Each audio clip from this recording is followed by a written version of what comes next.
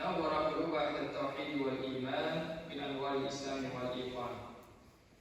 Başırmakta olanlar, yer hem köklerini, kişilerini hem cinlerini yoktan var oluşu Allah Teala'ya gelişir. Allah Teala kişinin türünesiyle şu hükmetin birdi, hem Allah'ın böyle tanışlarının, hem iman ahillerinin, yüreklerin, İslam kaynaklı inanırlar, nurlandırırlar.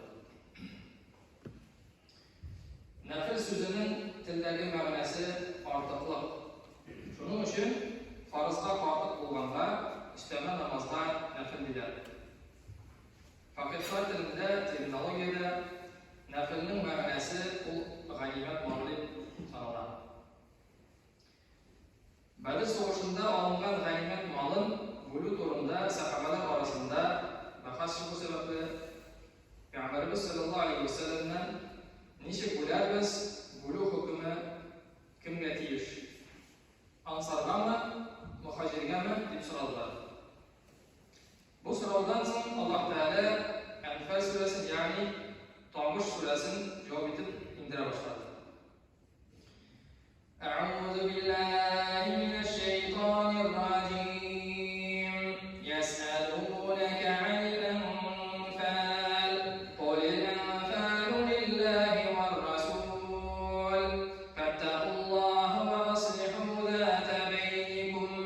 Ve ati'ullaha ve rasûlehu in kuntum mu'minin. Ey Muhammed aleyhisselam! Senden ganimetlerinin hükümleri durumunda sorarlar. Ey Muhammed aleyhisselam! Sen Allah'a cevap edip, ey! Ganimet malların bölü Allah'a hem onun ilçisine has. Allah Teala hikmetini saklar, ganimet malın bölü bilen ilçisine buyurur.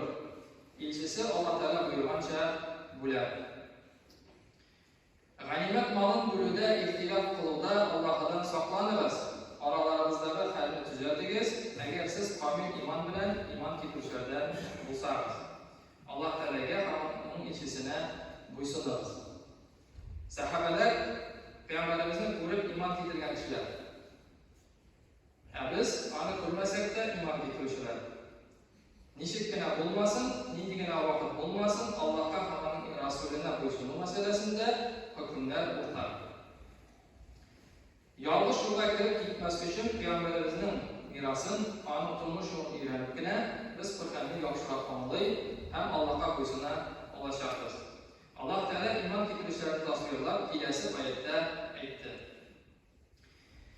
İnnemel mu'minûnellezîne idâ zükirallâhu veciyet kulûbuhum ve idâ tuliyet aleyhim âyâtuhu zâdetuhum îmânen ve alâ rabbihim yetevekkelûn. İhlas müminler Allah'a iterge umtuluşlar. Allah'ın ismini zikretkende onu ululaudan yürekleri titreşirler. Allah'a Kur'an ayetleri okulganda Allah'ın Allah'a imanları hem ona buysunmaları ortar. Allah bütün işlerinde bana tek Rabbuları bulan, yoklamışı, şefakati Allah'a gana tevekkelliler. Kim Allah'a tevekkelli, ol peygamberge buysunmayışa şitte yürümek değişme. Yok.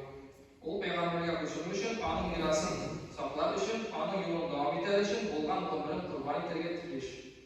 Yani bir şeyden onu lahike kadar ilerlemeye, düzelirge, hem izlerge kıldığı için bütün mümkünçiliklerini izlerge değiş. Din Allah'lığı, Kur'an Allah'lığı, hem peygamberler de Allah'lığı. Ya eyyühellezine amenu la tequlullaha ve rasule ve tequlu emanatikum ve entum ta'lemun. Ey Allah'ın hakikatine iman getirişler. Onun hakikatinin düşmanları tarafından bu şey ise ganimetini düz bulmayacak, ise Allah rızalığı için soğuşundan başlardır. Allah'a hem onun ilişkisine hıyanet etmeyiz. Sizge aşağılık tavşalılan neslige hıyanet etmeyiz. Çünkü siz Allah'ın ona farklılaşlı vaazlarını biləsiniz. Sizge aşağılık tavşalılan nesledeki ışanlışını farklılarız. Allah'ın ışanlışını farklar için mümin bir urunda toplanıp durmaz. Ol g'ilim alırga, onu bilen hayırlı haber kılırga tırışır. Andi kishi Peygamberimizden onun sahabelerine ko'rgan o'rnak oladi. وَاعْلَمُوا أَنَّمَا أَمْوَالُكُمْ وَأَوْلَادُكُمْ فِتْنَةٌ وَأَنَّ اللَّهَ عِندَهُ أَجْرٌ عَظِيمٌ. Ey siz iman keltiruvchilar, sizning bolalarınızga ham mollaringizga qarata bo'lgan ortiq muhabbatingiz sizning uchun sinov bo'lgan biligiz. Bolalarga ham moga qarata bo'lgan muhabbatingizni Alloh taolaga qarata bo'lgan muhabbatdan ham ona bo'ysundan ustun qo'ymaysiz. Bu sizning ishlaringizni buzadi. Biligiz, mu'minlar uchun Alloh taolo huzurida ulug' ajr bor. Alloh menga bo'lgan hamma menga bo'lashar. U har vaqtda o'lmaydi. U bir kimgadir bir narsaga muhtoj bo'lmaydi. Buni har mu'min biladi. Bilmasa bilga keyish. Bu dunyoda yashaw onda Allohning mahluqlarini ko'rib, g'iybat olib tuzalib, Alloh yo'lida iymonni keltirish bu dunyodan ketuv mumkinchiliklari bir taqdirga berilgan. Kim buni qabul etsa, u kishi Allohning iymonli qilib yashashning javobligini shamollab turgandir. Ya ayyuhallazina amanu in tattaqulloha yaj'al lakum furqanan wa yukaffir 'ankum sayyi'atikum wa yaghfir lakum wallahu dhul fadlil 'azim. Ey Allohning haqiqatida iymon keltiruvchilar, ham ona ibodat qiluvchilar, agarda siz ona bo'ysunsangiz, ona sifatlarini ochiq ham yashirin tiqlasangiz, u sizga Allohimiz bilan haqiqatni yolg'ondan ma'lumatlarni berib, ham sizga dushmanlaringizdan yiroqlashuvchi jinni erishtirib, u sizning yovuz ishlardan poklik, ham sizning gunohlaringizni yorliqlaydi. Alloh taolo buyuk ne'mat ham yo'naltiq egasi. Allohning rahmatine erishib o'tirmoq maqsadi. Maqsadga erishish uchun harakat etib o'tish chora. Tub problema shunda, rahmat qilingan zot mu'minni adashtiruv uchun doimiy ishini olib boradi. U kishining nafsini quturda, agar ishi o'ng'ay bo'lsa, kishi gunoh qilishligi mumkin. Agar mu'min Allohni esga tushirsa, u zot uni qoldirib turadi. Ma asabaka min hasanatin famin Alloh va ma asabaka min sayyi'atin famin nafsika wa arsalnaka lin-nasi rasulan wa kafa billahi shahida. Ey payg'ambar, senga erishgan yaxshiliklar, salomatlik, iymonlik barcha Allohdan. Onun rahmetinden ham yomonligidan, biroq og'irlik, mashaqqat kelsa, u sening o'zingdan. Buning uchun sen o'zing aybli.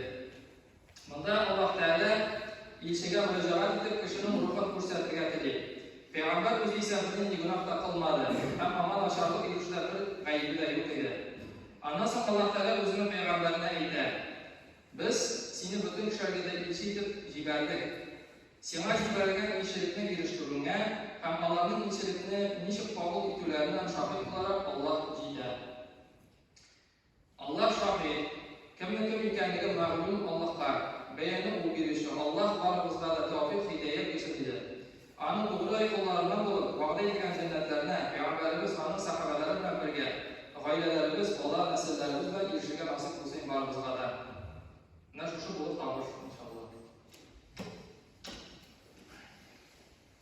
بارك الله لنا ولكم في القرآن العظيم ونفعنا وإياكم بالآيات والذكر الحكيم إنه السميع الدعاء.